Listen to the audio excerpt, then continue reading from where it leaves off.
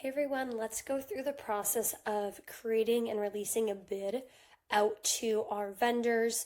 Super easy to do in Ressio. You're going to navigate to whichever project we're going to be collecting bids for, and then within that project, head to the estimate.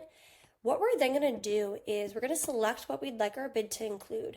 So this could be groupings of items like we're seeing here. It could also be a couple hand-selected items as well. That's going to be completely up to you. So I'm going to come on in here and pick out a couple.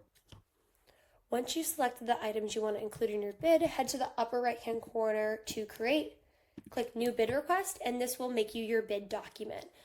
Keep in mind you're going to have some flexibility, so you can come in here, rename it, adjust your due date, as well as come in here and add in a description. We can also have a general set of terms that will automatically populate as well, and these will be based on what you provide your team customer success coach during onboarding. As we scroll on down, we're going to see the details associated with the items we're requesting bids for. We have the overarching category name, the cost items, and their descriptions as well. Keep in mind too, if you don't want to include these descriptions, over here on the right, we can always turn those off with this show cost items descriptions toggle.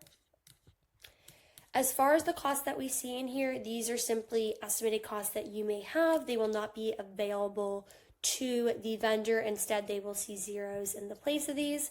And then as far as the Plan Hub goes, definitely check out our Plan Hub videos.